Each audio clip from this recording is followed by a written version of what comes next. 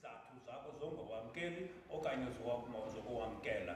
Loo nto iza kwenzeka emveni kokuba esi sizathu senziwa ke ngoku lelo tata elihamba kunye nomama. Enkosi kakhulu. Thank you very much. So I'm going to allow the department to lead us, Mr. Ndo, to lead us with your presentation, and we'll take it from there. Over to you, Yes. sir.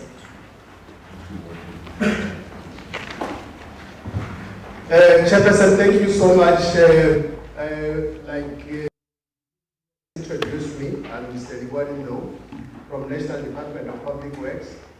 I am going to take you through the summarized presentation that was prepared of the Expropriation Bill B23B of 2020. Okay. Chair. So before you continue, I forgot, we do have the translators for to Afrikaans and to Xhosa. So for our community members to hear what you are saying, you will have, like I was doing, have that break to allow them to say what you've been saying in translation, so that we carry each and every movement forward. Thanks, Chair. I will do that slide by slide. I will just actually present the slide. I pause. You explain what the slide is all about. I was just giving a broad intro before we actually go specifically to the presentation itself. Thanks, Chair. Basically, you can actually translate that, but I was going to actually give a broad introduction and then you translate we go to the slides. Okay. Thank you. Thank you, Chair. Wat ons gaan nou voor, die nationale regering gee nou vir ons die voorlesing. Wat ek sal doen, hy sal ons die voorlesing gee, maar by elke skyfie, hy sal net 'n skyfie gee vir diegene wat nou nie Engels verstaan nie, soos ek nou die tolkvertaaldienste doen. Nadat ek die skyfie gedoen het, en dan skakel ek oor na TV2, SABC2, SABC1. As ek SABC1 volgens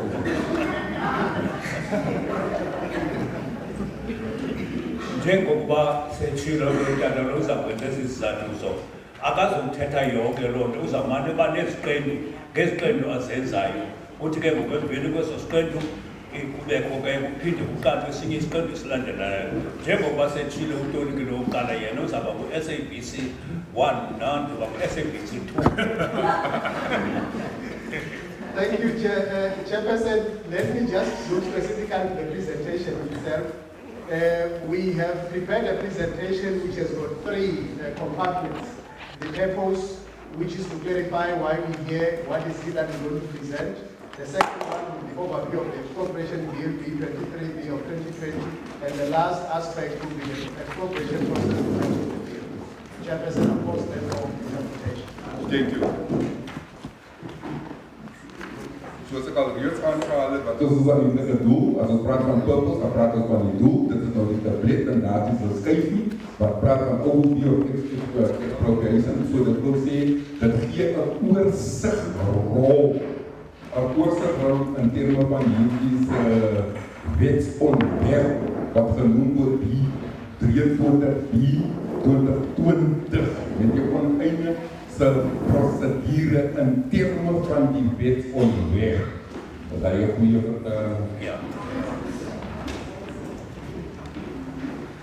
Njengokuba sikutsho injongo yalo mthetho yintoni na, sizaba nako ke ngoku sibone ke apha kwesi sigaba sesibini into yokuba lo mgaqo wokunikezelwa obhalwe kwinani elingu-B223B ukuya ku-2020 ezawuthi ke ngoku ke aqalise umntu ozakwenza isizathu so.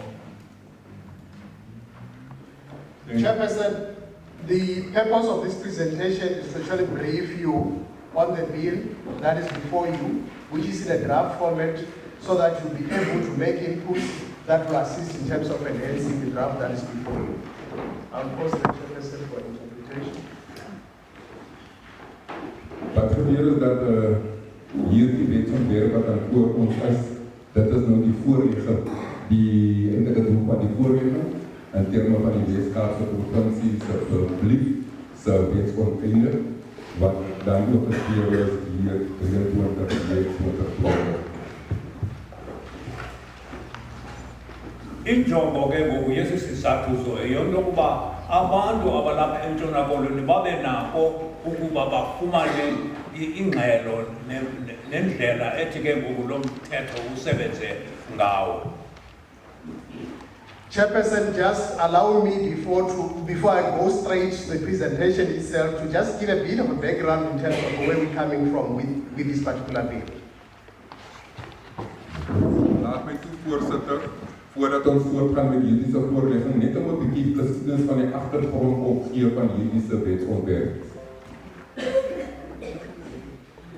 Ngivumele mhlali ngaphambili into yokuba ndibe nako ukucacisa into yoba imvelaphi yalo mgaqo nalo mthetho uyintoni na.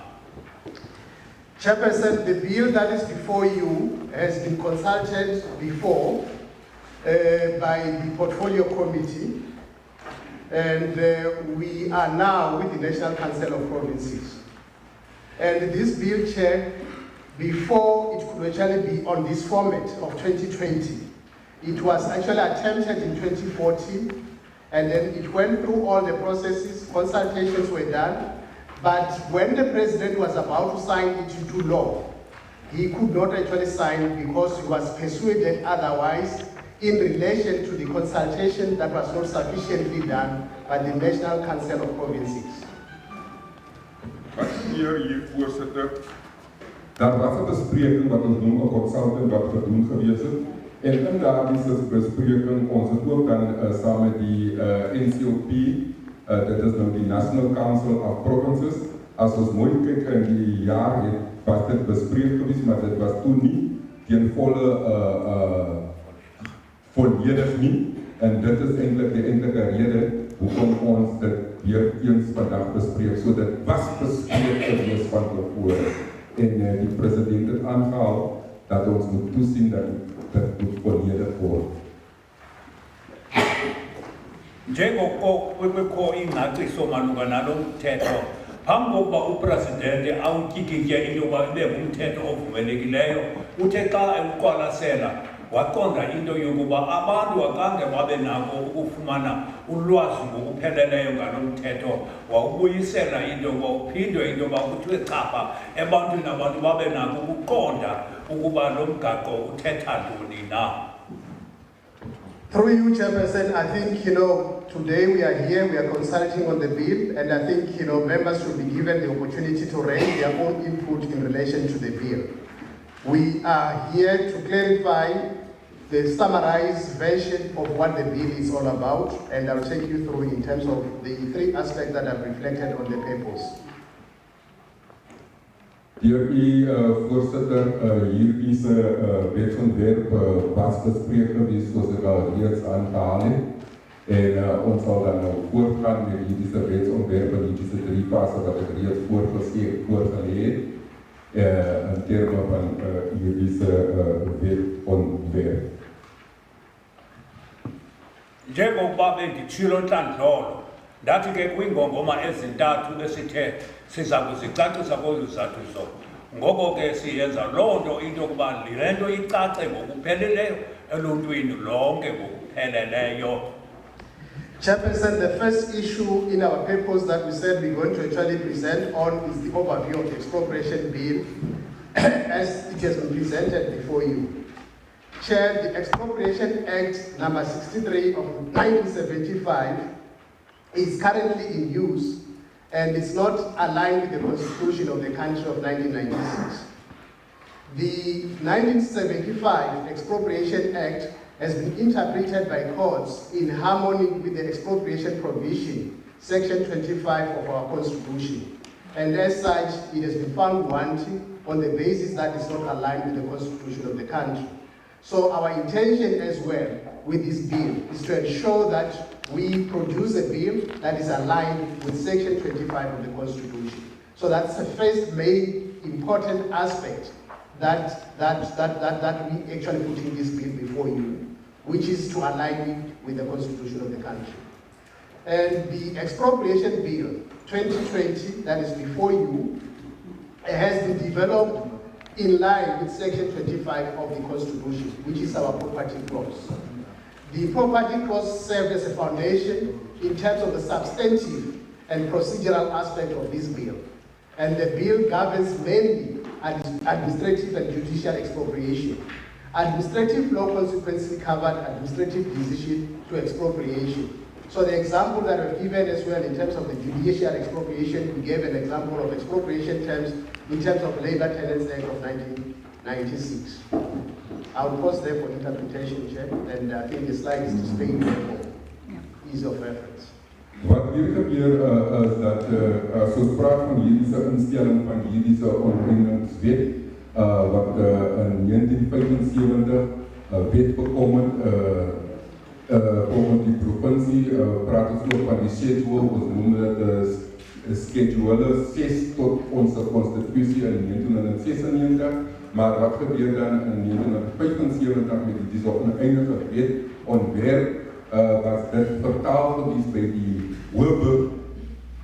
Dit was vertaal gewees, hulle sê dit was vertaal in harmonie. In ander woorde, daar was 'n vrywilligheid wat gespreek het rondom hierdie onteiening en die provisie volgens die seksie 25 van die konstitusie. Maar wat gebeur is dat dit was nie in lyn saam met die konstitusie nie. Nou dit is die rede alhoewel die oneindigingswet in 1975 daar was daar nie enacted in accordance with the property clause, was hulle het nie gegaan volgens die schedule of die clausule wat spreek rondom die eiendom clausule nie.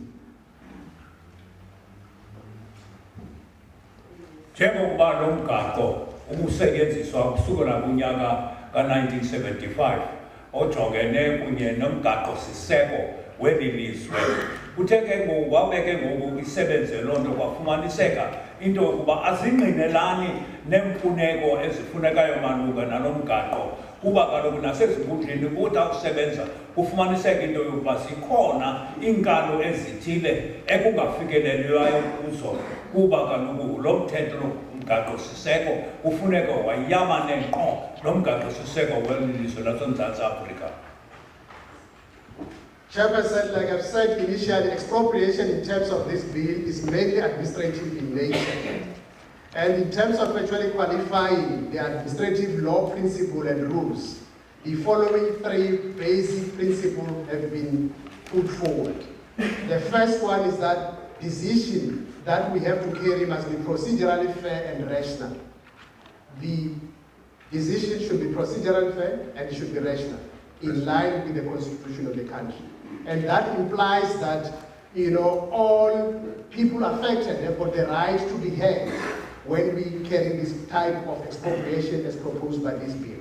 The second critical aspect is that the decision must be reasonable, taking into consideration all relevant circumstances that are covered by Section 25 of our Constitution, which deals with the property clause. The third principle, which is also critical, is that the decision must be permitted by the law of general application, and that has been emphasized as well by Section 25 of our Constitution. Chairperson, the Constitution permits expropriation of property for public purpose or in the public interest. So any expropriation that does not actually cover public purpose and public interest in terms of this particular bill is not acceptable. So we must be very clear to say the proposed bill here talks about expropriation for public purpose or in the public interest. Chairperson, we have tried our level best to clarify what do we mean by public purpose in this particular bill. We gave an example to say when you're building a dam, for example, that is in the public, that's for public purpose. And when you also, construction road and also building, hospital, for example, but remember, these are built in line with the pieces of legislation that this department actually had that deals with expropriation. But this gives them a framework to say, when they expropriate, they must expropriate using uniform procedure. Hence, I've said initially to say, in this context, our expropriation is mainly administrative in nature. It provides standard approach, it provides standard procedure that all the organs of state that have got expropriating powers, when they expropriate for their own functions, they must cross-reflect. Chairperson, again, we went on and tried to clarify what do we mean by public interest. And in this context, we tried to use the Constitution around the question of land reform to say that perhaps that could actually demonstrate clearly what is the public interest. The question of your land restitution programs, your land tenure, is actually covered by the Department of Agriculture and Land Reform. They are actually covered clearly under the example that you have given in terms of qualifying what amounts to public interest.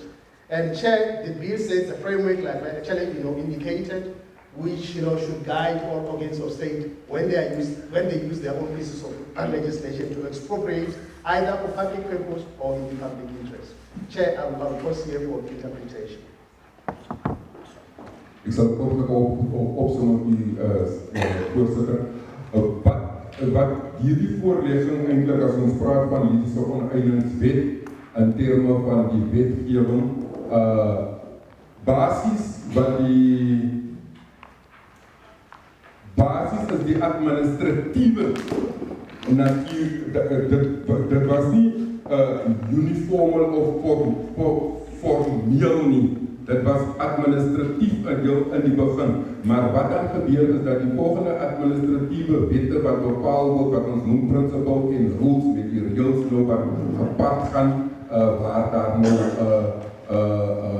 aansoek gedoen word rondom die wetsontwerp, toe daartoe besluite geneem dat die prosedure moet dan deursigtig en eerlik wees en rasionaal wees en dit spreek tot die reg om te kan gehoor te word. Dit spreek tot die reg om dan ook representation te doen, in ander woorde waar u voorlegging doen, voordat daar enige besluite kan geneem word. En dit is die enige rede hoekom hierdie wetsontwerp na ons toe kom, want dit raak die gemeenskap.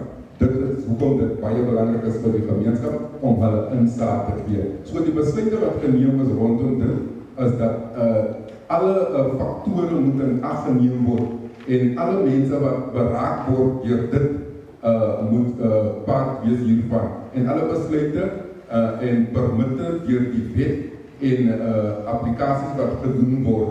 En dit vra ook dan aan vir die konstitusie dat daar 'n permit moet wees met die onteiening van eiendomme vir publiek vir die publiek waar die publiek eintlik bevoordeel word op die purpose in the public interest.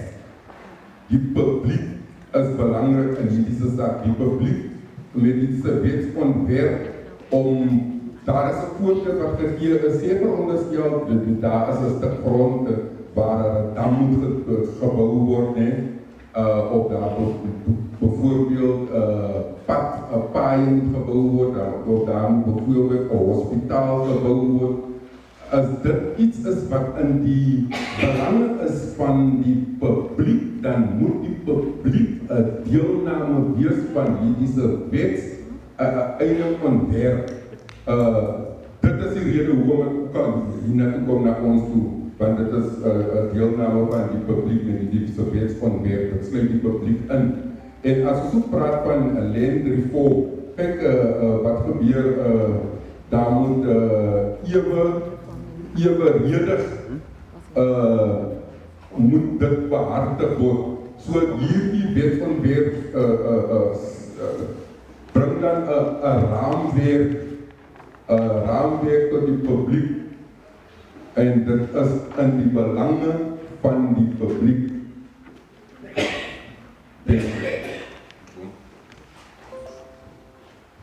Njengobasize apha kuni nalo mgaqo, lo mgaqo ube nendlela uba usebenze kwezinye indawo, kodwa ke ngoku ungasebenzi ngokupheleleyo ulandeliswa umgaqo siseko welilizwe. Kuba nayiphi na into ezawuthi yenziwe kubahlali abachaphazelwa ngumgaqo lo, kufuneka into yokuloo nto yenzeka ukuba abahlali babe nakuthatha inxaxheba kuzo zonke izigqibo ezithi zithatyathwe. Mandenze umzekelo, hleze into yoba kuthi kanti xa kuza kwakhiwa indama alinakakhiwa kungakanga kufumane ingcamango kubahlali okanye noba zindlela noba zizibhedlele zonke izinto ezizawuthi ezeba kumdla kubahlali izinto xa zisenziwa abahlali babe nayo inxaxheba yokuzityanda igila lokuba le nto bayayamkela okanye abayamkeli loo nto inike ithuba lokuba kubekho ingcaciso epheleleyo. Chairperson, like I've alluded to before, to say that other organs of states, have got their own pieces of legislation that empower them to actually expropriate. And I gave an example of the Department of Education, Department of Transport. They can actually, expropriate, but this bill is giving them a standard procedure in terms of how they should usually get the expropriation using this piece of legislation. Chairperson, Clause 3 of the bill empowers the minister responsible for public works to expropriate for public works related purposes. Other expropriating authorities or organs of state derive those powers from their own legislation. I'll pause here for interpretation, Chairperson, of that slide. Ander functioneren, voorzitter, gee bemachtiging en krachtiging in termen van die wetsontwerp eindelijk het doel. En sy functionering in die areas waar die, so sê, wetsontwerp, praat ons nou van die legislation, dit is de praat het van die legislative competence, in ander woorde, in termen van opvoeding waar dat ook geleer word, as kyk na clausule 3, en ons kyk na die wet, en dan bekrachtig dit die minister wat verantwoordelik is vir publieke werke, om oneindig vir die publiekse werk, wat gepad gaan daarmee, en alle oneindige bemachtiging, kom ook van die kragte wat deur die wetgewing toegepas is. Dank u wel. Lokho ke unika amandla apho kunokuthi kunikezelwe khona nokuba ngumhlaba ozawuthi usebenze kuloo ngingqi ngokwasemthethweni onikezela noba lisebe lezemfundo ukuthi xa zinokuthi kwenzeke into kufuneke ziyenzile kuloo ndawo abahlali bangashiywa ngasemva. Ithi nakhona ke ngoku xa sijonge kulo mgaqo wesithathu othi ke ngoku lo mthetho unika umphathiswa igunya lokuba apho kuthi ke khona kubekho imisebenzi eyenziwa khona ngumphathiswa kubekho isizathu nalapho ukuthi kunikezelwe ngamandla azawuthi ke ngoku abe nako ukuthi yonke into yenzeke ngokomgaqo-siseko. Chairperson, I will move to the third aspect that I've reflected in the purpose of this presentation to say that I will deal with the expropriation processes in terms of this bill. Chair, in my introduction, I've reflected to say that the purpose of this bill as well is to align it with the constitution of the country. And I have reflected to say that it reflects the question of procedures and standards for all organs of state to cross-refer when they use their pieces of legislation for expropriation. So these processes that are articulated by this bill are more detailed compared to the 1975 Act. Chairperson, the first process issue that the bill talks about is the question of public purpose or public interest needs identification. Chair, Clause 5 requires that the expropriating authority investigate the suitability of the property for identified need. The rights and vesting that attach to the identified property must be determined, and when you determine that, it therefore means that the person of ownership and also other related aspects that are attached to that property, such as your restitution claims, must be taken into consideration. Chairperson, the rise and the impact of inquiry is intended as well to check the suitability of the property, which is intended for the expropriation processes. Chairperson, also the characteristics of property in question, it's supposed to be actually assessed for its, for its suitability, and when you assess that, you need to actually involve the inspectors and valuers so that they could actually get informed information about the property in question. Chair, during the investigation phase, the owner or the occupier's privacy is respected. They should be consulted to obtain information about the property and the possibility of the unregistered right in the property in question is also sought when you're doing that particular investigation. Chair, there's a difference between what the 75 Act that we're using now, with what we're actually reflecting here. The difference is that the owner of the property, and I think we must underline that, the owner of the property's rights should be respected. The owners must be engaged in the process. So the issue of saying properties are just going to be taken, according to this bill, I don't know where it does feature. Because we're talking about engagement with the owner in person. We're talking about involvement of the inspectors as well, and the surveyors to actually get a fully fledged information with regard to the property that has been identified for expropriation. Chairperson, in case of land, the municipality should also be engaged to establish the zoning and also the outstanding property rates and other related charges if they are available. This information, Chairperson, is very crucial to assess the suitability of the property in question which is intended for that particular expropriation. Certain immovable property, Chairperson, which is your house and your land, may be subject to mortgage or bond. You'll find that the owner of that particular property, they have got a bond. And therefore, in the process, the owner, like I've said initially, they must engage in the process so that whatever we go to actually arrive at should be informed by the engagement and the characteristics that have been identified. If there is an outstanding bond, there should be agreement in terms of how that outstanding bond is going to be settled. Chairperson, let me pause here for interpretation before we move to the second slide.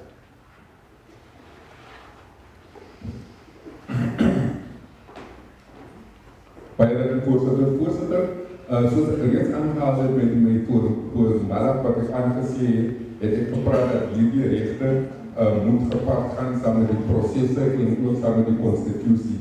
En as ons dan kyk, soos ek al aangehaal het van 1975, so dat het baie belangrik, voorzitter, dat die eienaar van eiendom, het sy eiendom en hy self moet gerespekteer word.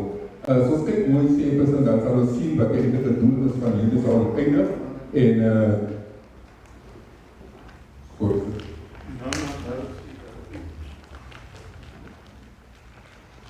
want as ons mooi kyk, dan kyk ons na clausule 5, wat clausule 5 eindelijk aanvraag, die sal oneindig en die bemachtiging wat hy gee en die onderzoek wat sal gedoen word, wat dan ook goed is in termen van die eiendomme geïdentificeer word. En dan, voorzitter, dan praat ek ook van die rechte wat gepakt gaan met die geïdentificering van die eiendomme en dit moet nagesien word van eienaarskap. Bijvoorbeeld, hij praat van servitudes en restitution claims, en andere woorden, dat is allemaal rechtstelling eisen, veronderstel hier misschien nog eiendommen, daar is een onrecht of zovoort, dat kan rechtgesteld worden in die eis in, zodat het voor de rechtstelling eisen, en dat verwijst dit ook, dat hier dan ook de recht, als daar enige impact is, die tijd wanneer daar nou onderzoek gedaan wordt met die doel, dat het geassocieerd wordt om te zien dat is dit nou suitable voor die eiendom, om dan oneindigd te worden, met die doel om te kan oneindigd te worden. En dan wijst het ook van die eiendom, wat dan goedgekeerd is, wat gebeurt rondom dit. Daar is inspecteurs en daar is beheerders en daar is ook bespreking rondom dit. Alles wordt bespreek, daar is inspecteurs, so, daar is nie so'n ding dat jou eiendom net sommer net van jou af weggeneem word sonder enige vergoeding nie, sonder enige prosedure of bespreking wat goed bespreek word nie. Daar is nie so ietsie as die eiendom het, dit is die eiendom. Die procedure wat sal gevolg word, sal 'n procedure wees wat opreg is. En dit wys ook nou as dit kom tot op die gedeelte dat die consultant, daar should be consulted to obtain information. As die bespreking het om informatie te kry rondom die eiendom, veronderstel moontlike ongeregistreerde regte van die eiendom en dan kry jy in party sake kry jy veronderstel u het nog 'n bond op u eiendom. U betaal nog steeds die eiendom en die eiendom word nou oneindig vir watter rede dit ook mag dan sal wees en dit sal saam met u bespreek word. En in die geval waar daar 'n stuk grond is in die munisipaliteit, daar sal bespreking wees om vas te stel, as ons praat van zoning en buitestaande eiendomme wat nog moet betaal word en sovoort. En dit sal bespreek word en rondom dit sal daar 'n baie belangrike ooreenkoms wees en nadat die assosiering gedoen is rondom hierdie eiendom. As hulle nou praat, voorsitter van City Movable Property may be subject to mortgage, dit is wat ek reeds aangehaal het, dit moet bespreek word en dit moet betaal word, die uitstande en sovoort. So, dit gee eintlik vir u 'n gemoedsrus in terme van wees gerus die eiendom, die proses wat sal gevolg word, die eiendom sal nie net geneem word sonder enige volledige bespreking rondom en 'n verstandhouding rondom dit. Soos in witten is trots. Njengokuba bekuthiwa kwasekuqaleni ke ngoku apho lo mgaqo usuka khona ngomnyaka ka-1975, isizathu sento yokuba ke ngoku kubekho umdla kakhulu ke ngoku ukuba iqondakale le nto ngokupheleleyo nalapho abantu bathi benezindlu zabo kufuneka kubekho indlela ethi ibe yanelisayo kubantu bonke. Ayikho into ethi umhlaba uza kuthatyathwa ngaphandle kwembuyekezo kungakhange kube nako ukuthethwa nabantu ngokupheleleyo. Ngoko ke iyabethelelwa loo nto into yokuba nayiphina into ezawuthi yenzeke kuya kuthi kuthethwe nomnini lowo waloo ndawo, funeke ihlonitshiwe loo nto kuba kaloku indawo yakhe mhlawumbi kusakho isixa semali esasihlawula ngalo mhlaba athe wawuthenga. Nalapho ucando oluthi lenzeke funeke libe lucando oluphantsi kwalo mgaqo omele amalungelo abantu. Izinto zingenziwa nje ngokuthanda kwabantu, kuzabakho nabahloli nazo zonke iindlela ezithile ezizawuthi zijonge imeko ihamba ngendlela efanelekileyo. Chairperson, the second process issue as covered in the bill is notice of intention to expropriate. Chair, in the second process issue, there's an element of clause 12 that has been covered by the bill, which is a little bit contentious because it identifies circumstances within near compensation could be paid for expropriation. That's where a lot of people tend to actually raise views in terms of that particular clause, because it's a new insertion, and that new insertion was informed by some chiefs as well in terms of actually including that. But the bill as well went on and said that is not exhaustive. Clause 12.3 is not exhaustive. The court must actually make a final determination in terms of making a determination for near compensation. Chairperson, the expropriation authority must take into account the clause 12 factors to calculate the just and equitable compensation where the property is deemed suitable for expropriation. So we still emphasize in the person of compensation. So there's no way the property is going to be taken without compensation. But the bill then provides where nil or zero compensation could be paid for expropriation. And there are a lot of questions that are raised around that, but we also need suggestion in terms of how that could actually be better strengthened. Notice of intention, Chair, to expropriate in terms of clause 7 must be served on everyone who has an interest in the property. So everyone should actually know, when expropriation is going to take place. This notice invites interested parties to accept offers of compensation, request more information, or dispute the offer of compensation. The notice of intention to expropriate is not an invitation to purchase due to the compulsory nature of the acquisition.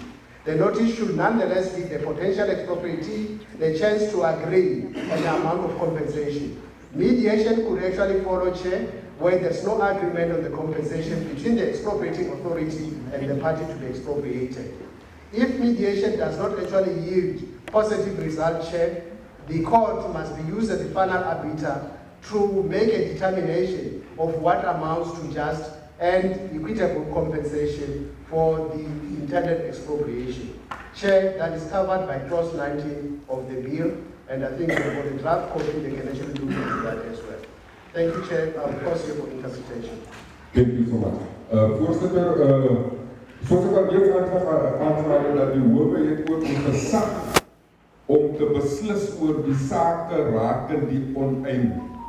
In andere woorden, die hof zal een besluit nemen waar er geen verstandhouding is of waar ons nou niet elkaar raak zien, het die hof die gezag om beslissen over die zaken raken die oneindig. En ook, voorzitter, als ons kijkt, die bemachtiging wat gegeven is, moet in acht geneem worden volgens clausule 12 met die factoren wat ook gecalculeerd is en, om toe te zien dat daar rechtvaardige compensatie is, vergoeding in andere woorden, waar die eiendom praktisch is om geoneindigd wordt. Maar ook heeft die president ook aangehaald, daar is zekere eiendommen wat niet gaan geoneindigd worden nie, met vergoeding nie. Maar hij zegt ook, daar is een vraag rondom dit. En dan haal ik ook aan dat daar is een kennisgeving met het doel dat die oneindig in termen van clausule 7 dat moet gediend worden tot iedere persoon wat een belangstelling heeft in die eiendom.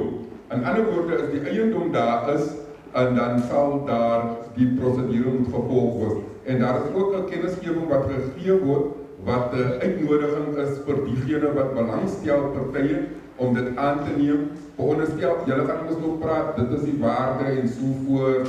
En dit is eindelijk die compensatie, die vergoeding wat ons kan opofferen enzovoort. En rondom dit is daar ook een aanvraag voor informatie. Voor als daar bijvoorbeeld misschien nou een misverstand is of ons staan niet elkaar zo mooi niet. Ik zoek zoveel en hij wil mij zoveel aanbiedt. En dan daar is informatie rondom dit en een bespreking rondom als ons een dispute heeft namens die vergoeding. En dan is ook een kennis met die doel dat die oneindig niet net uitnodiging is om voor die koop van die grond van die natuur of soort niet, in termen van deze eiendommen. En dan wijst het ook, voorzitter, dat daar is, als we praten van mediation, dat daar een middelaar zal wees tussen die twee partijen, zodat die vergoeding, dat is een procedure, dan die vergoedingprocedure volledig moet gaan met iedere partijen wat een goede verstandhouding heeft. Zoals ik al reeds aangehaald heb met die dispute, en dan praat ik van mediation, en als daar die proces ook, waar daar een mediation, een middelaar zou wees tussen die twee partijen, totdat hulle nou komt tot ooreenkomstig in termen nou van deze vergoeding wat ons noemt die compensation voor deze oneindig. Dit is met die bemachtiging van die partij om te oneindigen. En dan die met het mediation, dat stopt niet eindelijk niet die resultaten wat die hof bemachtigt of besluit of die offer wat ter tafel neergelegd is voor die vergoeding. En dat is een clausule 19. Thank you, Chair. Kasijongile kulo mgaqo weshumi elinambini apho kukho izinto ezithi zibe nako ukuba kufikelelwe kuzo, mhlawumbi imbuyekezo ethi inikezelwe mhlawumbi ngaloo ndawo okanye loo ndlu. Loo nto ayizokwenzeka ngaphandle kokuba kubekho isigqibo esipheleleyo esithe saxovulwa ngendlela efanelekileyo ekuzawuthi kubonakale into yoba kuyimfuneko kwisigqibo esizawuthi sithatyathwe yinkundla malunga neento ezinjalo. Kulapho nakhona kuba kukho umdla khona uba amaqela athe baba nako ukufikelela kwimeko yokuba kubekho ukungavisisani phakathi kwawo, kubekho umntu oza kuthi angenelele ukuba abe nako ukuyixovula le meko ayibeke ngendlela efanelekileyo. Zithi zonke izinto eziyimfuneko malunga nayo yonke le nto imisiweyo apho kolunikezelo zibe zizinto esithi zibe kumqoka ezinokuthi ke kukhangelwe kwindlela efanelekileyo ezawuthi inikezele ingxelo ezawuthi iqolise kumaqela omabini. Enkosi mhlali ngaphambili. Chairperson, the third process issues the notice of expropriation. Clause 8 regulates the issuing of the notice of expropriation where there is an agreement or a decision on the amount of compensation. The notice states when the ownership passes, and the notice also identifies the date when the right to possession passes. Chairperson, physical control of the property can only be exerted when the right to possession takes place, and usually it actually takes place after the date of expropriation. The issuing of the notice of expropriation will give the expropriating authority the right to claim proof of ownership in the form of title deed. Chair, let me pause here for interpretation. Before you continue, I'm mindful of time. So when you translate and when you do the presentation, I'm supposed to stop and take the questions from 5 o'clock. So try to allocate another 15 minutes. Yeah. For that. Will it be okay? Yeah. Okay. Also translations, direct. Summary. Thank you, Chair. Wat ook dan gebeurt als we praten van die kennisgeving van die oneindige, dan praten we van regulering, wat dan ingegeven wordt als daar kennisgeving met die oneindiging is, waar daar een overeenkomst is met die besluiten wat genomen wordt in termen van die bedrag van die geld wat vergoed wordt. En dan zal er kennisgeving wees met de eienaarskap en dan zal ook een kennisgeving wees met die identificering van die datums en die rechten van die inzetten en ook daar zal ook regulering wees rondom die eiendom en daar zal ook datums wees wat dan gesteld is en daar zal ook die bemachtiging van die rechten en die eisen wat ingedien wordt en die eienaarskap en ook die titel die actes, ne? Actes. Ja. Actes. Ja. Thank you, Chief. Ingongoma ezisibhozo ezithi zona zibe zizo ekuzawuthi sibekwa umqoka ekujongeni into yokuba apho kuzawuthi kubekho isaziso sokunikezelwa kwayo yonke le mvumelwano nesigqibo esizawuthi sibe nako ukugqibekeka malunga nesixa esizawuthi sihlawulelwe olonikezelo.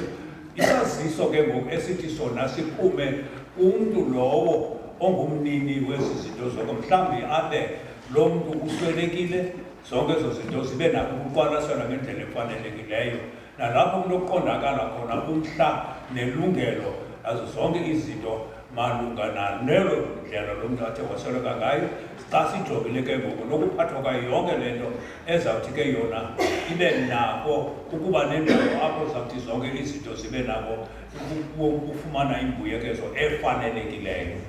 Nkosi mhlali ngaphambili. Chairperson, I'll combine the process issue 4 and 5 because they're in the same slide and also in the interest of time. Chairperson, process issue number 4 is the possession of expropriated property. The expropriated person may, by arrangement, retain possession until the date on which the right to possession passes. The expropriated person will be responsible for paying municipal rates, charges, and maintaining the property. The expropriated authority must pay the compensation to the expropriated person before the date on which the right to possession passes. Chairperson, process issue number 5 deals with compensation claims. The expropriating authority may reduce the amount of compensation agreed or decided by a court in proportion to the value of the made claim to pay any person who validly claims and proves the right to the expropriated property. Chairperson, the expropriated authority as well may deposit the compensation with the master where there's a dispute about who is entitled to receive the compensation. So the master is actually used in that regard where there's no clarity in terms of who should actually receive the compensation in question. Chairperson, I'll pause there for interpretation in the interest of time, and I think I'll combine as well with the following process issue. Die besit van die oneindige van hierdie eiendom. En dan zal je zien dat de persoon mag reëling maken wat in verband met datums mag gesteld worden, recht om te oneindig en die persoon wat verantwoordelik is om vir die munisipaliteit se fooie te betaal en ook met die instandhouding van die eiendom. Terwyl die bespreking is daar, maar voordat dit kan geoneindig word, die persoon wat op die eiendom of die eienaar van die persoon of die eienaar van die eiendom mag op die eiendom wees tot wanneer die hele prosedure voltooi is of verledig is.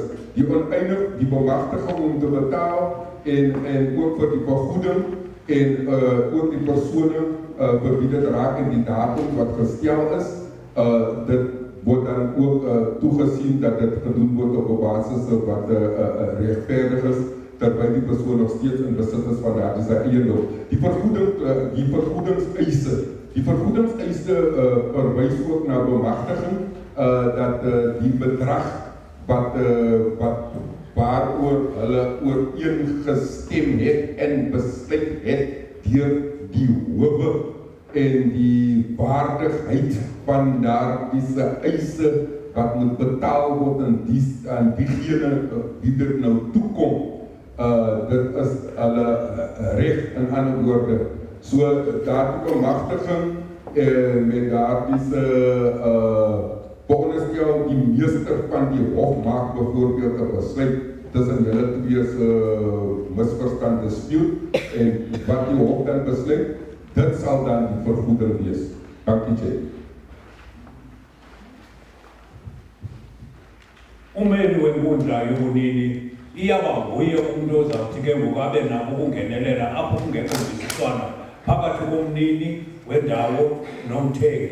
Zonke ezo zinto uzawuthi ke ngoku azibekwe kwihlelo lokuthi zibe nako ukusebenza ngendlela efanelekileyo, neentlawulo ezithi kufuneka zihlawulelwe umasipala, zonke ezo zinto azibone uba zihamba ngendlela efanelekileyo kuze kuqukunjelwe yonke le meko ngendlela efanelekileyo. Osumdlali ngaphambili. Thank you, Chair. Thanks, Chairperson. The second process issue is an agent expropriation. Chairperson, clause 20 of the bill provides for an agent expropriation, and the agent expropriation may be required in an emergency where the state requires to use the property on a temporary basis. The normal expropriation process, Chairperson, is short-circuited in this regard because this is an agent expropriation. And an agent expropriation is temporary and should not actually last for a year.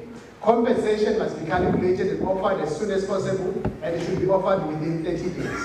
The expropriating authority, Chairperson, may commence with an expropriation of the property at any time during this temporary use of the property. This is covered by clause 29 of the bill, and normally in a simplified version, Chairperson, agent expropriation is only speaking to unforeseen circumstances where your natural disaster. For example, recently your coastal areas were actually struck by unforeseen circumstances, your natural disaster warranted government to actually intervene, and therefore this bill provided agent expropriation to actually speak to aspects of that magnitude and aspect of that nature. Chair, let me pause here for interpretation of the translation of the what you call agent expropriation process issue number 6. As ons dan praat, is daar 'n kortelike opsomming doen tot mense in terme van hierdie proses wat die tyd is teen ons. As daar nou 'n ernstige wat ons noem 'n urgent expropriation, dan dit is baie ernstig. En dan kyk ons op die clausule 20 en dan kyk ons na die wetsontwerp wat dan vir ons die inligting gee, hoe om te oneindig, en dan gee ons die inligting in noodgevalle waar die regering die verbruik van die eiendom vertydelik wil hê, en dan praat ons ook van normale oneindiging proses, in Engels sê 'n short circuit by an urgent expropriation, so dit is ook 'n ernstige saak waar dit voorspoedig moet gedoen word. As ons praat urgent, dit is al voorspoedig oneindig op 'n basis wat meer as 'n jaar is. En dan praat ons ook van vergoeding wat gekalkuleer word, waar daar 'n bespreking was met 'n redelike moontlike waar ons uit sal sorteer in 'n tydperk van 30 dae van die datum wat gestel is wanneer die oneindig kan gedoen word. So die oneindig en die bemagtiging en dit verwys na die eiendom toe en dit spreek ook rondom die klousule 20 en klousule 20 dink ek dit is nog 'n verdenking namens die ernstigheid van die oneindig. Dankie. Unikezelo olukhawulezileyo esithi ke kukajonga apha ke ngoku kulo mgaqo wama-20 olunikezelwa ngulo mgaqo. Xa kufumaniseka into yokuba kukho okungxamisekileyo ekufuneka kwenzekile apha ke ngoku kolu ithetha into xa kwenzeka ngendlela eyiyo kubekho ixesha elifutshane ekufuneka yonke le nto yenzeke ngokhawulezo okukhulu. Kuyawuthi ke ngoku kusetyenziswe indlela ekhawulezisayo ezawuthi ke loo ndlela ingade igqithe kwixesha elingangonyaka. Xa kunikezelwa yonke loo nto izawuthi ke ibe nako ukuhlala kwimeko yesigqibo ethe yagqitywa ngaba bantu bobabini ethabatha nje iintsuku ezingama-30 ingadlulanga kuntsuku ezingama-30. Unikezelo olu ke ngoku lizawuthi liqale ngaloo mhla kuthe kwagqityelelwa ngalo kubalwe ke ngoku kufikelelwe kuba ngokukho lo mgaqo wama-20 othe wasetyenziswa. Enkosi mhlali ngaphambili. Chairperson, I've also combined process issue number 7 and 8 in the interest of time, and I think I'm about to actually finish my presentation. Chair, the process issue number 7 talks about withdrawal of expropriation. The withdrawal of expropriation may be achieved in terms of clause 21 if it is in the public interest or the reason for expropriation is no longer applicable. The power to withdraw an expropriation must be exercised within 3 months from the date of expropriation. The effect of withdrawal is that it restores the affected parties to the position that they were before the expropriation takes place. The expropriating authority is liable for reasonable costs and damages incurred by the claimant, if there is any. Chairperson, the process issue number 8 is expropriation register. Chair, this is a new innovation that is actually covered by the bill because the 1975 does not actually cover that. So in this context, Chair, all expropriations must be recorded in the expropriation register, and this expropriation register should be open to public. So it means all expropriations that are going to take place, they are supposed to be registered, and public should actually view them, and if there are issues about them, they'll be able to raise them. Chair, let me pause here for now for the... Thank you, Chair. Want ik voorzitter dat u die laatste gedeelte van die laatste gedeelte wat u voorbeeld nou aangebied dat spreekt dat als ons zeer ondersteunt hier eiendom, dat is die eiendom en die oneindig juridische eiendom, dan moet dit gedaan worden op een baie rechtvaardige materiaal. Want wat het ook al wijst, dat wijst voor ons, daar moet niet een verwarde wees nie, want hierdie oneindig kan gedaan worden zoals dit bepaald wordt in juridische wetsinwerk, en dat wil sê dat dit een staatsinstelling is. So in ander woorde, wat het wijst, dit gee die bemagtiging, dit wordt om die eiendom deur die oneindig te bekom en om dit op rechtsstelsige mate die beslisse oneindig te doen. Dit is de korte opsomming. Xa kunokwenzeka into yokuba kubekho urhoxiso malunga nolunikezelo, ngoku siyabona apha ke ngoku kukho eli hlelo lutsha belingekho ngo-1975 elithi ke ngoku zonke izindawo ethe zanikezelwa kuyafuneka kubekho uluhlu apho izinto zonke zizawuthi zibekwe khona, zibhalwe khona, ukuba nabantu bokuhlala babe nako ukufikelela bazibone zonke izigqibo ezizathatyatwa malunga nolunikezelo ngokukhawulezileyo. In conclusion, Chairperson, the bill also deals with matters relating to the delivery and publishing notices, language of communication, electronic communication, extending the time period and steps in the expropriation process, consequences for non-compliance with the Act and transitional provisions, and all those are covered by clauses 22, 23, 25, 27, and 30 of the bill. Chair, I'll end my presentation here in the interest of time, and then we'll proceed with your meeting and wait for questions. Thanks, Chair. Thank you, Chair. Ook oneindig van hierdie wetsontwerp, sê veronderstel, daar is 'n gedeelte wat ek uitgelaat het, dit is nou die eiendom wat gaan oneindig word, né? Die publiek sal in kennis gestel word. Die publiek sal ook dan die geleentheid kry om te gaan kyk na die eiendom, of dit nou 'n grond is, of dit nou eiendom is. Maar laaste dan kom ons nou tot by hierdie gedeelte wat nog praat saam met die wetsontwerp. Dit praat van wat dit eintlik behels. Dit gaan gepubliseer word. Daar gaan notices ons weer kennisgewing sal uitgedien word. Dit gaan gepubliseer word in die taal van die persoon se keuse. Sê vir ons jy is 'n isiXhosa spreker of 'n Afrikaans spreker, dan sal dit in Afrikaans van isiXhosa. Dit is nou vir die kommunikering. Daar sal ook elektroniese kommunikasie wees. Dit wil sê deur die media, WhatsApp of sovoorts en sovoorts. En dit wil ook dan sê, daar sal ook dan periode wees wat ook dan geëxtend word in verband met hierdie oneindige proses. Dan praat dit ook van non-compliance with the Act in Transitional Provision Clause. As jy dan nie gesamentlik of inwillig daarmee nie, dan kan jy sien daar by clause 22, 23, 25, 27 en 30. Baie dankie boss. Xa sikhuphe sifumaniseke into yokuba ke ngoku yonke into ezawuthi yenzeke kuzakwaziswa abantu ngendlela zobuchwepheshe nezaziso ezawuthi zifikelele kubo bonke abantu abathi babe nakuchaphazeleka kuloo meko. Ukuba ngaba kukho ukungangqinelani nayo yonke le nto, kukho le migaqo ibhaliweyo 22, 23, 25, 27, nama-30. Zonke ezo zinto ziyakunakiselwa kubo bonke abantu abathi bachatshazelwe ngulo mthetho wokunikezela. Enkosi uhlale kakhulu.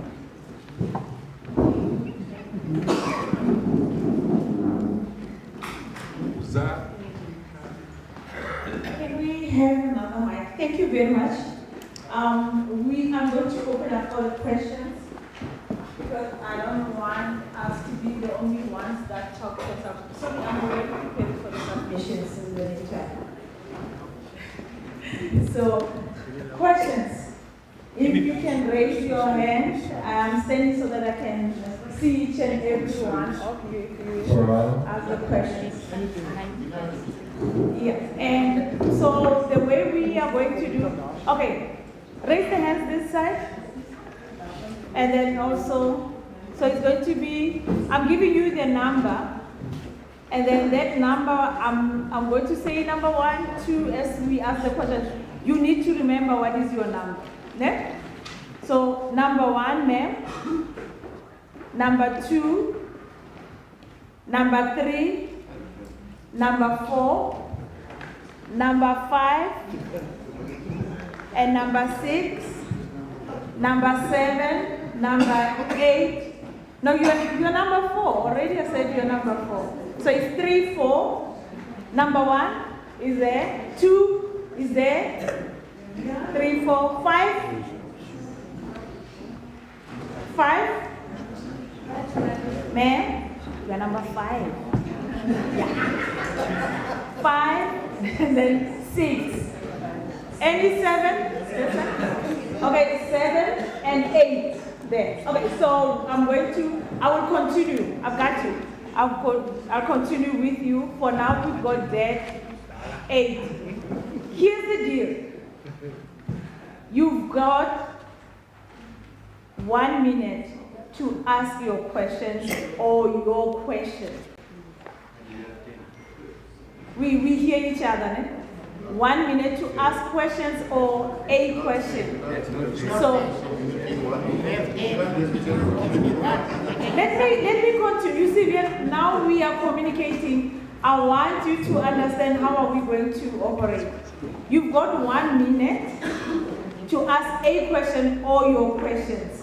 If you have more questions than the time that I'm allocating, I am going to give you another chance to continue. Because the problem that I'm having is that if I'm going to give you only questions that is about 10 minutes, and we've got a lot of people that also want to ask questions, I'm going to end up not having to hear or the department not having a chance to get all the questions from you. So I'm not closing your questions, but I'm saying with the time that we have, let's distribute amongst each other so that we can have this conversation. Remember, after, this is just questions. We are going to do the submission that I don't have the time that I'm going to say stop or you've got all the time to do the submission. Let's understand each other. I'm saying now is the questions for the presentation, okay? To get the clarity.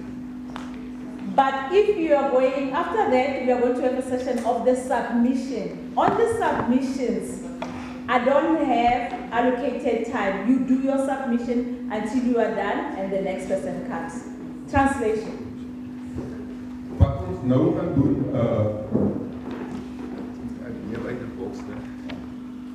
wat ons nou gaan doen, ons gaan periode geleerdheid gee om vrae te vra. Maar julle gaan ook die mense gaan die vrae rondom die voorlesing wat verdien is. Maar daar sal weer nog 'n geleerdheid gegee word op hierdie voorlesing. En daardie geleerdheid wanneer u nou die insaag gee. As u insaag gee, en dit gaan nie te vraag wat u vraag wat u miskien bestekking wil hê in terme van dit. En u gaan die insaag gee, dit kan geskrewe insaag gee, maar daar is nou nie tyd wat beperk is rondom dit. Is dit duidelijk? Is dit duidelijk? Ik wil verstaan wat ik bedoel. Is everybody happy with that? Into esizayenza ngoku sizamnikezela ithuba stemmen sizamnikezela Record purposes. sizamnikezela ithuba lokuba umntu abe nako ukubuza umbuzo wakhe. Ungabuzi imibuzo emininzi kaloku nabanye abantu abalufumane ithuba lokubuza imibuzo. Xa kunokwenzeka into yokuba yonke loo nto yenzekile, usenayo into ofuna ukuba uyithethe, yawuthi emveni kwethuba unikwe ithuba apho unokuthi unikezele ngeengcamango zakho ngokupheleleyo. Hlali ngamabili Nkosi.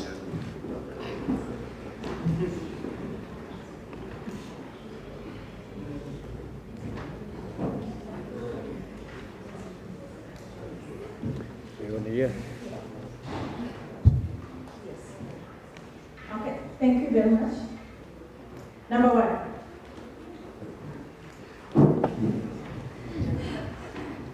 Greetings, Archers, Groeten, Kotelama. We give thanks for this opportunity. We give thanks for this opportunity to all meet here and do justice around land restitution. Sorry, before you do the question, just for record purpose, give us your name and surname, and then you continue with the question. Yes, my name is Nina Melodia. I am the house mother of the Hartenbeer Crown of Kampen. This is the area that you are living in. I represent the Issaquah people, as well as the Kam and Khoi of this land.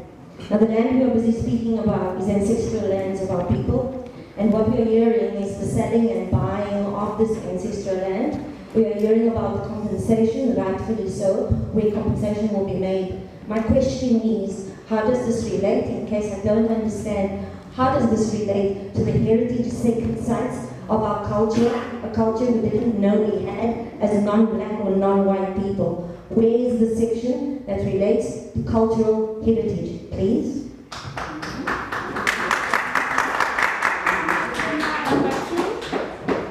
Number two at the back.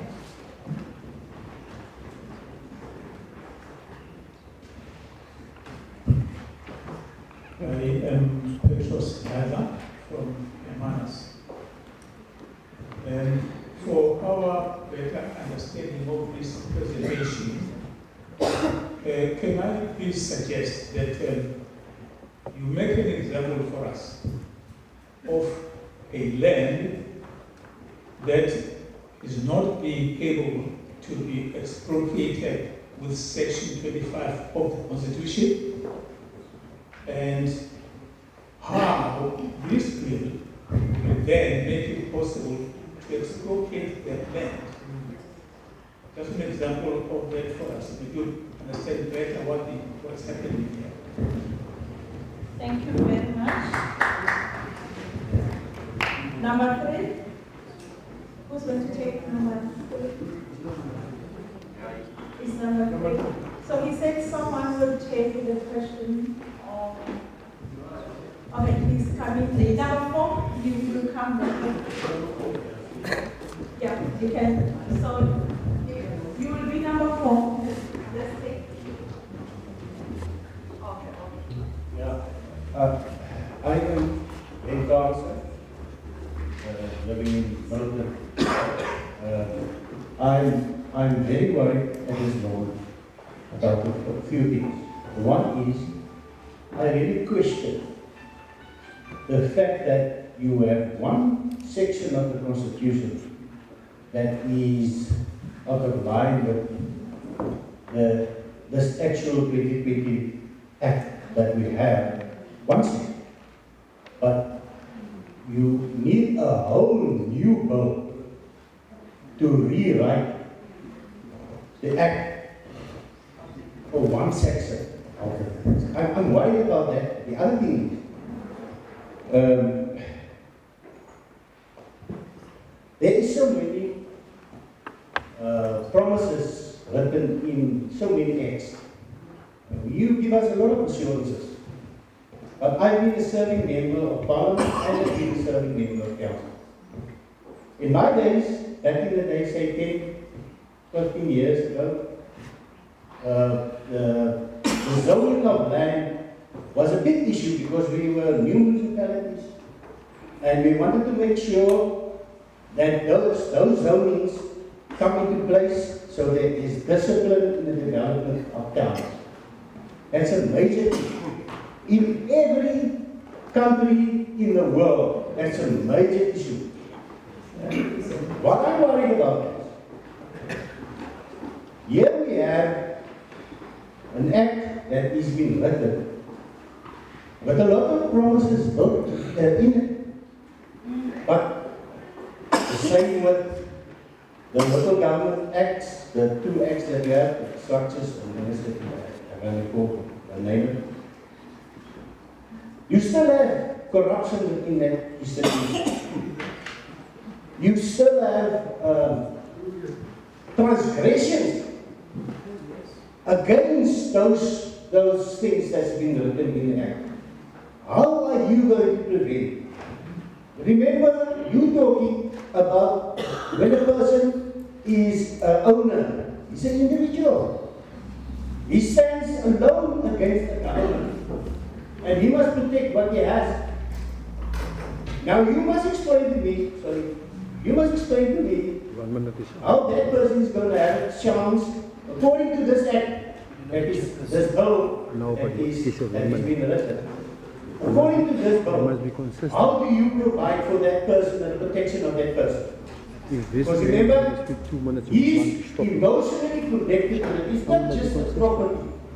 It might be a place where 4 generations live, and now he's going to lose it. But he don't have the money to fight the state. Thank you very much, sir. I'm going to check.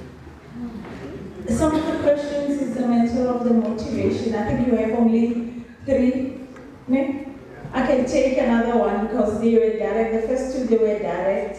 Or you want to respond to that? It's up to you.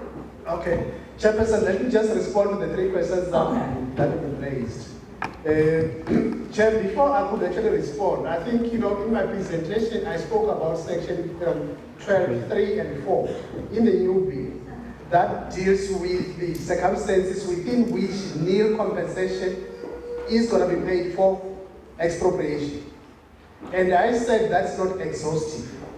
There are 5 circumstances that are actually covered by the bill, and therefore there are others that are not actually covered, but the court should be used as a final determiner in terms of actually making a final determination in terms of circumstances within which nil compensation could be paid for expropriation. The first question talks about the sacred sites and how sacred sites are going to be actually compensated. Remember, government is quite broad, and there are different departments that actually deals with the land reform related matters. In this context, one could actually talk about the restitution program. And the restitution program is usually governed by the piece of legislation that has been actually formulated by the Department of Agriculture and Land Reform. So in that context, if there are sacred sites and therefore there are people who think that those sacred sites were actually taken or therefore they want compensation. So there are certain guidance that are supposed to be followed so that that compensation could be effected. So in this context, we're offering a standard approach for all these organs of state that have got expropriating powers to actually use when they expropriate and how should they actually compensate the people who are affected by that particular expropriation in question. So guidance are actually there, and therefore in the process in this context, let's actually follow that guidance, and therefore we will be actually in line with this particular bill that we're putting before you. The second issue talks about how expropriation of land is going to actually be done. Like I've said initially, clause 12.3, it indicates circumstances within the bill compensation could be, paid for expropriation. So that's not exhaustive. There are other circumstances that are supposed to be actually considered, but they should be justifiable and they should be fair and they should be in line with the constitution of the country. The third question, Chair, it talks about Section 25 to say the bill is referring to Section 25 only. And Chair, for a lack of better word, the bill does not actually refer to Section 25 only. The question of rights, the question of equality, as articulated in the constitution of the country, they are actually affected. They are also affected as well in this particular bill. So I just said this is a summarized version of the bill. If you look into the bill in totality, you'll find that there are a lot of sections of the constitution that are actually referred to. But in the main, I reflected to say, currently, people are quite interested in terms of the expropriation of land at zero. They will question why are we actually talking about at zero? And therefore, that actually dovetails well with Section 25, which talks about property of our Constitution. So we are covering a number of what you call clauses of the Constitution as well, but it's just that the emphasis goes when we talk about clause 12, which talks about expropriation of land at zero, and then we qualify which land qualifies for expropriation at zero. Then in that circumstances that are flagged there, they'll talk about abandoned land. In terms of building, they'll talk about buildings that are mostly found in the inner city, and they are hijacked, and they are used by so-called criminal syndicate for some nefarious reasons in one way or the other. So we're very explicit there because those are high health hazards. But when we talk about an individual, that's why we said all parties involved, they are supposed to be heard, they are supposed to be given the opportunity. And in the process, if then we are not finding each other, mediation should be sought so that everybody could actually feel comfortable on that intended what you call expropriation that is going to take place. Chair, I thought I've attempted to answer, and those are the three questions that we raised. Some were the comments, and the comments, I think, in terms of the submission, they are going to look into that and see how best we can deal with that. Thank you, Chairperson. Thank you very much. We are on 5.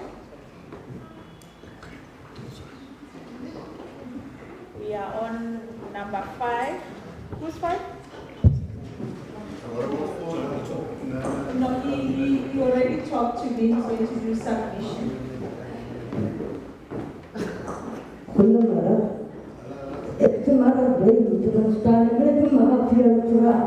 Wat is die probleem? Laat politiek verbouwen in mijn country. Ik heb 69 jaar oud. Ik zit in een hoek waar politiek gebouwd.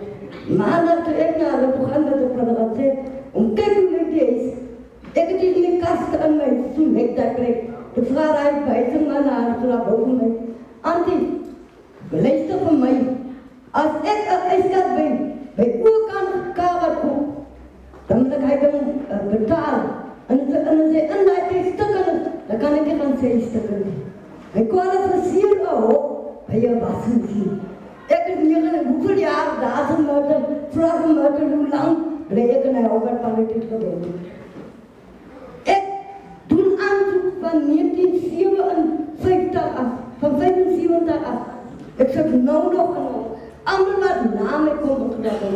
Trekken en zeggen. Ik heb nog daar gevraagd, wat is die probleem? Ik heb voor Kalische mensen gevraagd, wat is die probleem? En dan heb ik allemaal gezegd, 23, 21, ik had 69 als kandidaat. En ik heb hier de rijden ze mijn rug, ik de rijden mijn knie, zo kan ik iets aan mijn koei af. Vragen we met voor onkomt, dus dat met een lief water. Ik moet sloten, dat ik kan droog te kunnen. Meneer, ik kan ook zo mee gaan, ik heb dat ik niet heb. Ik voel hem niet op de rijdt plek. They do understand. They do understand me. Did you get that one? That one is that the mother is from Frau Grabo. She is staying in an informal structure, and she did actually apply since 1975. She's been on the waiting list. She's still waiting for her house up until now. At the current moment, it's leaking there, it's wet, she had to dig trenches for the water to flow through. But she went to the municipality. Via Danji Mefro, that is about application of the housing. Who's the housing MMC if it's around here? Who's the housing MMC for Tiabata Store? Ja, So there's in Abro. bij die man was ik gisteren een rapport. Zo is het Okay, Raslet, wie is the Raslet Brothers? Who's sending on the human settlements? Maggie? Okay. Okay, Mefro, kan dan Maggie, we gaan go out. Via Danji. And we were in number 5 and 6. Okay. Over to you, ma'am.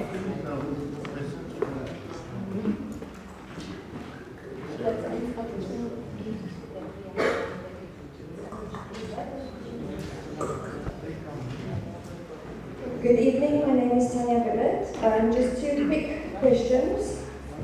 Just for the rest of us, who makes up the Expropriation Authority, and does this authority have the right to overrule a court decision, especially when it comes to the payment of the property? The second is, we haven't heard once tonight about state-owned properties. When will we start looking at the state-owned properties first before we look at the private sector, as well as if there is any heritage site that is now state-owned, does the public have the right to then put in an application for expropriation against the state?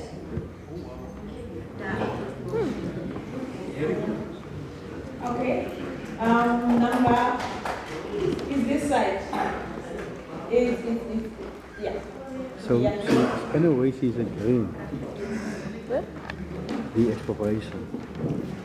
A question. Good evening, Chair and delegates. I'm Carol Benjamin, residing in Category. Chair, if you're going to allow me to formulate two questions, please, within the 1 minute time frame. Thank you. So the first question is, whether the presenter can please elaborate more on the public purpose versus the public interest. Then the second question is, Clause 19 speaks to consensus that needs to be reached in terms for the monetary value that would be applicable for said property. My question is, in that mediation process, is there an opportunity, because an opportunity to voice your opinion does not guarantee that you will be heard.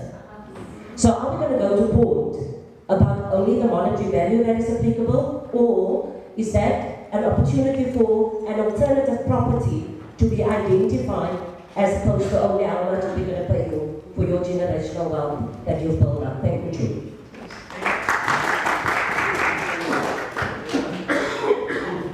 And there's another. Can I take the last question before you respond, Mr. Doe? Okay. Over to you, sir. Hello. Sir. My name is Beryl. Can't hear.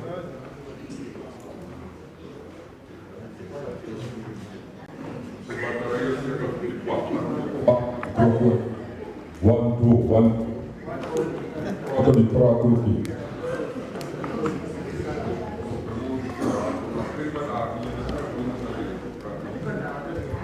Hello, my name is Beryl Bryant. I'm residing in Houston.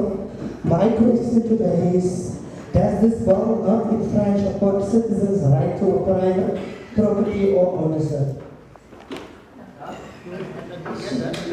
Okay, can you repeat that? Does the bill infringe? Okay, I'm gonna repeat myself. My question today is, does this bill not infringe upon a citizen's right to private property ownership? Infringe. That's what Warren said. Yeah. But Okay, Mr. Doe? Over to you, sir. Section 25 is clear. Section 25 says you can expropriate. Subject to? Chairperson, I think the first question was around, the definition of the expropriating authority. Who is, the expropriating authority, and perhaps also their rights. Chair, the bill identified, for a start, the Minister of Public Works and Infrastructure has got the right, and is regarded as one of the expropriating authorities. But for public work-related matters that were better reflected in the process. There are other also government departments that have got their own pieces of legislation that allow them to expropriate for public interest and public purpose. I think there's a person that said we should define or we should give clarity what we mean by public purpose and public interest.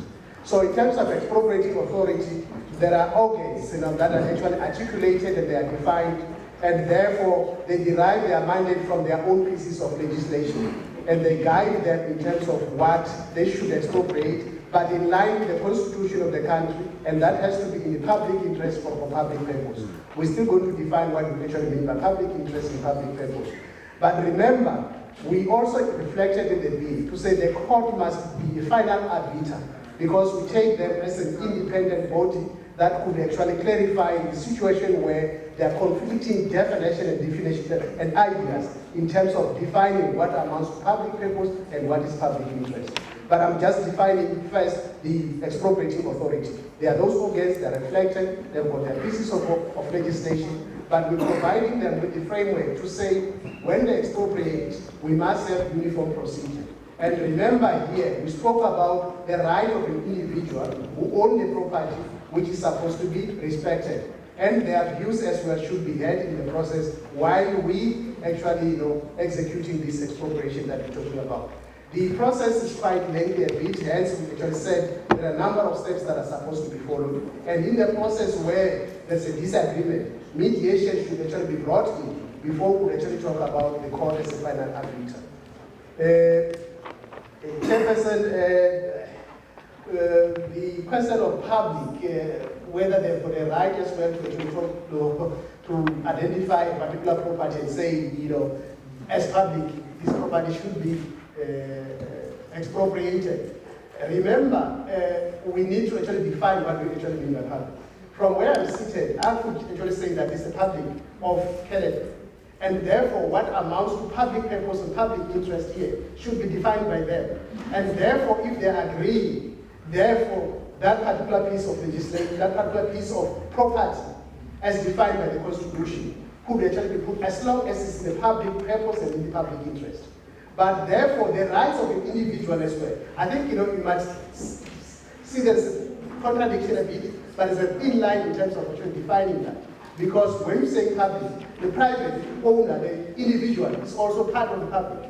So I'm saying there are semantics, and hence court, we taking the court as a final arbiter. But again, there are those who say we don't actually have the means to actually go to the court.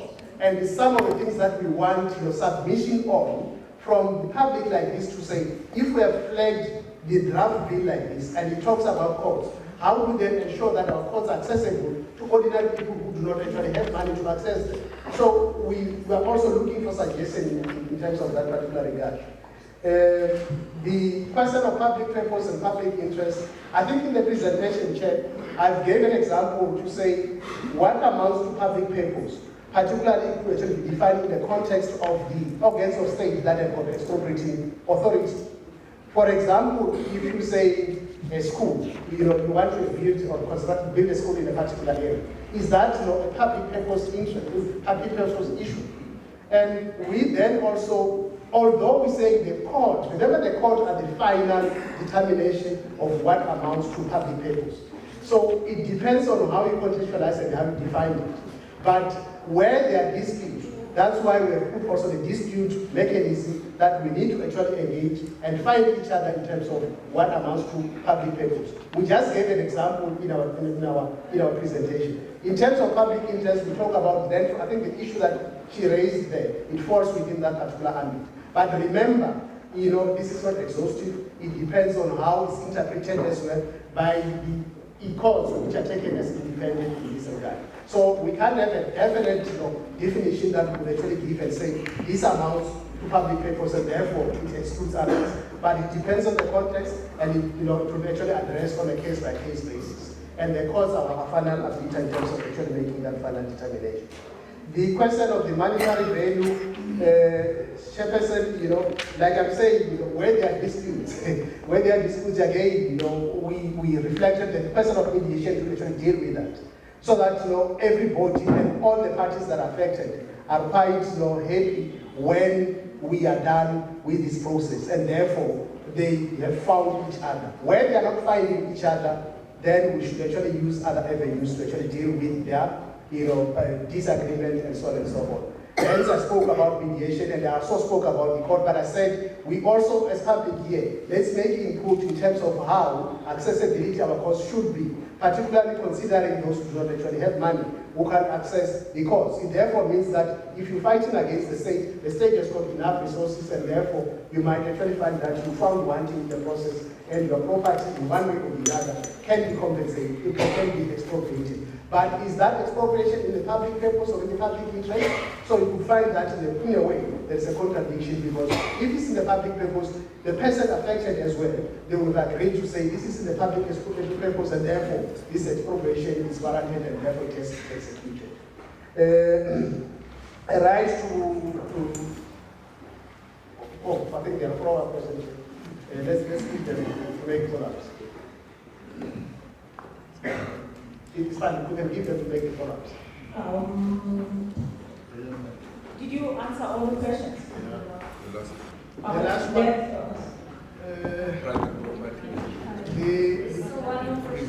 Yeah. Chairperson, I think you see some of the questions are more related. Yeah. And you find that when you're answering it, I thought perhaps the question of the private infringing the rights and so on. Sorry, Chairperson. I'm saying some of the questions are very related. When we actually giving the answers, you find that you're answering the question that has been actually asked by one of our what you call here. The right, the Constitution is very explicit. It talks about the rights, and individual rights are actually protected by the Constitution of the country. I think initially there was a person to say that it's like focusing on one cross. We just actually reflecting that when we come to the compensation issue. But we're taking into consideration the Constitution in totality.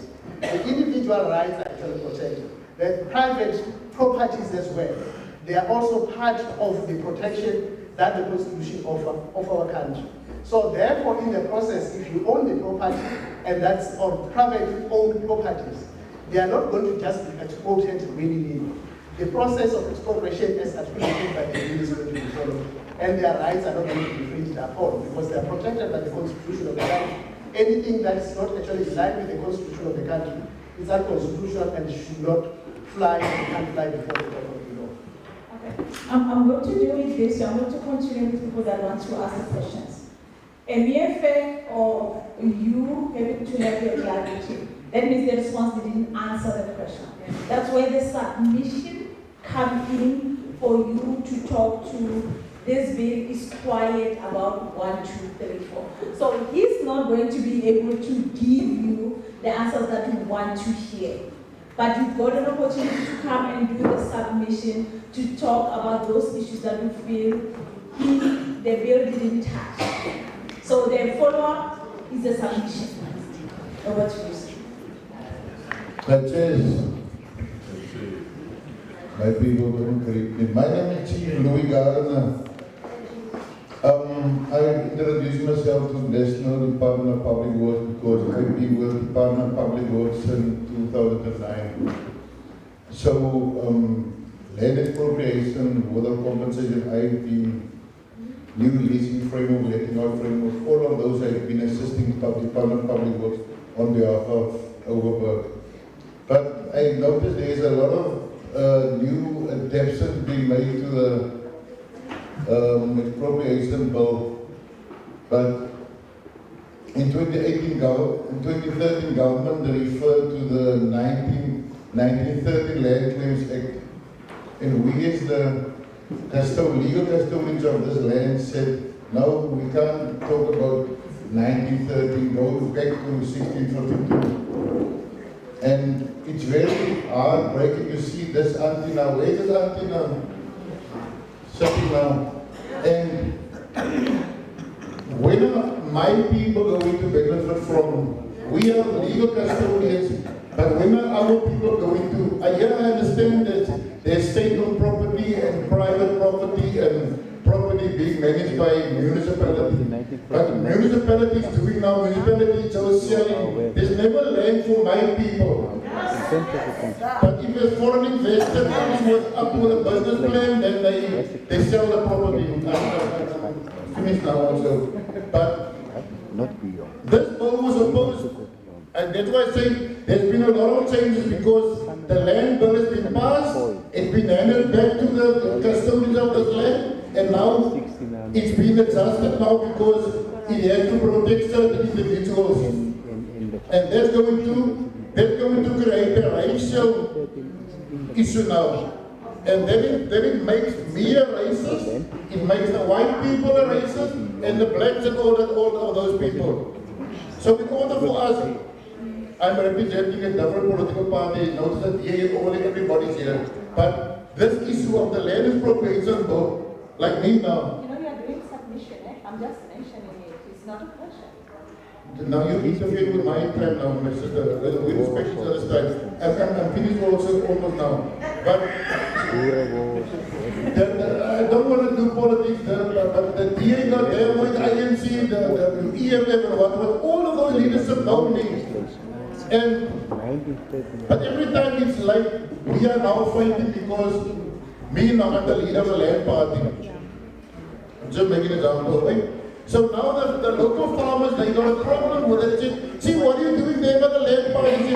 Previously you didn't have a voice and now you can talk to the chief now. But every time there's a new adaptation, I said it's a long time ago with this. Every time there's a new adaptation, then you create conflict amongst us now. I always, Chairperson, respect each and every person's opinion. And I'm trying to give you the guidance of, for now, you've got limited time. But if you are doing submission, we are going to listen to you until you finish. And from what I'm hearing, we are doing a submission. So I'm saying to you, as I give you the advice, do the submission. All that you are saying must be on the submission. I understand politics, Chair. No, it's not politics. It's the meeting of the standing committee. Me as a chairperson give you the guidance. That means the submission.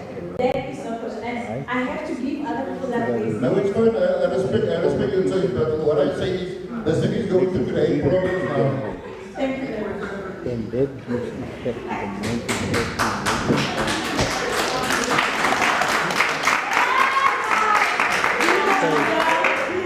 I'm not sure what it is. Another, there is a hand there. And there's a hand. Okay, I'm not going to open for the questions now because the time is gone. We've got another bill we have to attend. So the last three hands that have been raised before is 1, 2, and 3, and then it's closed, and then we do the submissions. Whatever that you want to say on the submissions, you can even put it in a question form on those submissions. You have a piece of land that you do. So let's do it that way. Okay, good evening, ladies and gentlemen. Respected honorable members of the Parliament and people from all organizations. My name is Issa Watson.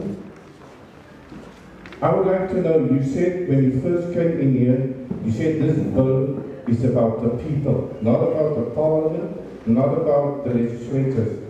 How do we as the people write this bill ourselves? If we take, you talk about expropriation, I come from District 6. We've been thrown out of District 6 and still up to date have not been compensated. So I'm asking, what justice, you know, you are the people with all the red tapes. We can't deal with red tapes. A gentleman said, if you cannot afford to go to court, you must put that in your bill that if you want to take away people's property from them, the bill must fit the bill for that individual. I cannot see, you know, as you come here, you can give your beautiful speeches, beautiful promises, but you don't come to the party. Yes. This is a problem. Major problem. Major problem, because it's like you're telling us, hey, you know that game hanger? We're going to hang you all with your property. And I don't see this happening. I'm sorry, but you guys are going to sit with a big disaster with this one. Thank you. Thank you.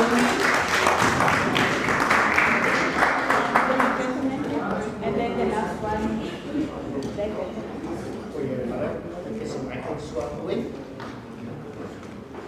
Ek wil net hierdie onder die aandag bring. In die eerste plek, daar was nie mense genomineer as 'n kwessie voor ons verteenwoordiger nie. Dan wil ek dit graag dit onder die aandag bring dat dit klink vir my asof hierdie 'n besluit geneem word van mense wat nie insaag gelewer het in die besluite waarvan dit wat hier is. Hier praat ons van property. Ek verstaan nie regtig as ons praat van property of land, because as jy praat van property, ek het 'n RDP huis gekoop en ek steek my geld daarin. As ek reg doen, jy moet ons reg geld. As ons praat van land, grondplase, dan sou ek sê nou gaan ek inkom. Ek wil hê hier moet opbou om vir die wit mense te laat verstaan dat hulle die eienaars is van hierdie lande, van hierdie plase, van die plase wat hulle besit. Ons is die eienaars van hulle grond wat die boere besit. Ons is moe van, as ons kom op 'n plaas en ons wil ons stemme wil laat hoor, dan word ons met traangas weggejaag van die politieke apparatuur.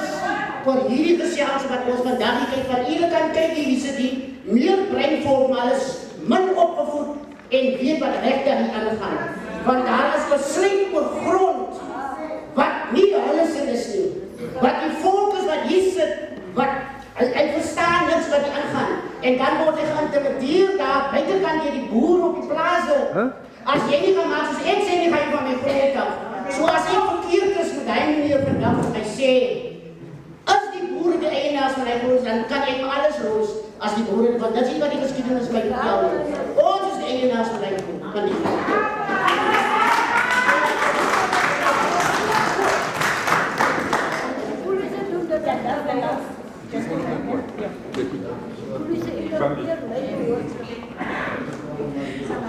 Yeah.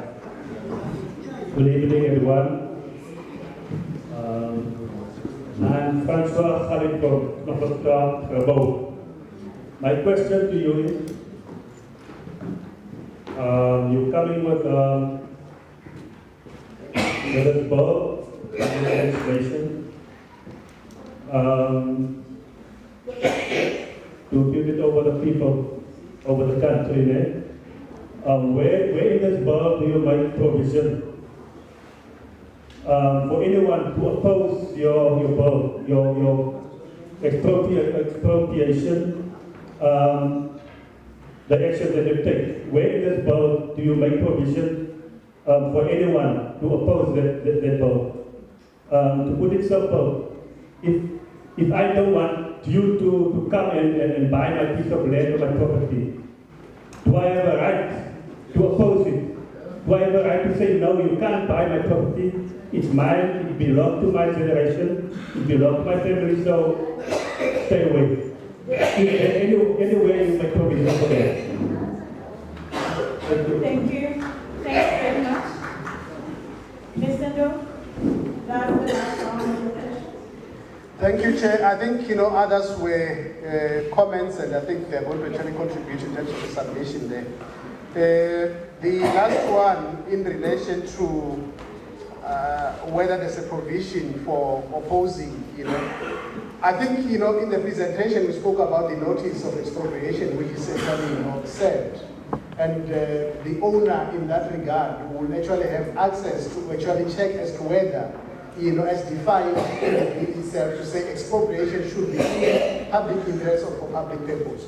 So if that is not in line with that, the owner has the right to actually raise their own issues and say, we are not happy with this intended expropriation at the stage where the notice is actually given. That's why we spoke about mediation. And then I said as well, in terms of your submission, if there are areas that are weaker, please try to make suggestions and say, we think the bill as well should be explicit in terms of this particular aspect, because it will cover us, affect us adversely. So, yes, you have a right, and then there are processes, that involves mediation. And I spoke about the court as well to say, if you are not satisfied, the bill talks about the court. And I thought perhaps you're going to make suggestions as well in terms of how court could be accessible as per this bill, particularly by those who do not actually have money to actually pay for, senior counsellors to actually, stand for them in terms of the issues that are raised. So you have got a right as well, and we spoke about the right of individuals to be protected and to be heard. And I think the presentation covered that as well, to say your right should be protected, and you have got a right as well to be heard in the process of this expropriation that we suggested and putting forward before you. So in a way, according to this bill, there's no expropriation that is going to be forced upon a person, and owners are going to actually have the right to actually raise whatever they want to raise. And they've got other avenues like mediation and the court to actually use in case where they are not actually satisfied with the intended expropriation. But remember, it should be for public purpose and in the public interest. If it's not covering that, then that expropriation is not going to be carried using this particular bill that we're putting before you. Thank you, Chairperson. Thank you very much. I just want to highlight one thing. This is a draft bill. It's not, the process that we are doing now is to make sure that it's going to have, as a committee here. So the bill started in national and then gets to be referred to the NCOP. NCOP refers to the province, to our standing committee. So the members that are here, they received their bill. Our responsibility is to take that draft bill to come to the community to say, this is what is the suggestion, and you put in. The submission is your input. After, as a standing committee, we do the matrix, we compile all that information that you said to us, and then we send it back to the NCOP, the comments, send that draft bill with the comments from the community. And then it's then that it can go back to be voted for or against. So it's important that when you do the submission, which we are going to start now, you put your opinions on that bill as it has been explained, that why you agree or why you disagree with this draft bill as at its form now. And then it might be you do have the suggestion of what needs to be in that bill. You agree with some clause, but there are clauses that you feel they should add something, like you've talked about who's going to pay for the legal fees if you have to go to court, because not anyone can afford to go to court. So some of those things, maybe it's what you want to see in the bill, it's what you have to talk to. Okay. So you're going to be number one. You've been waiting patiently for the submission. The table is here. And after him, can I make it easy that we are going to have a line here? And then you do the submission. I'm not going to choose who's number 1, 2, 3, 4. So you do a line on the side here to do your submissions. So after one is done, you sit down and we are going to do the submissions until all of you have done the submissions. So one thing about the submissions is that we can't stop you. We have to get all your opinions since you are here. But do it quietly.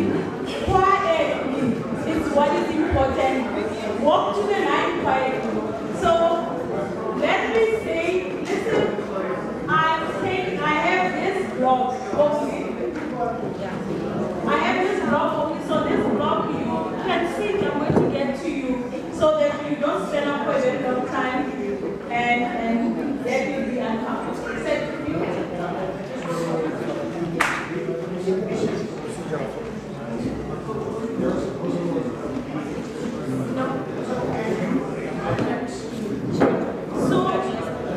Okay, so you have seen Lizette has been giving their business card. So if you don't want to come here and speak, okay, there's only one chairperson. Ronald, is either you sit down and listen to me or you go out.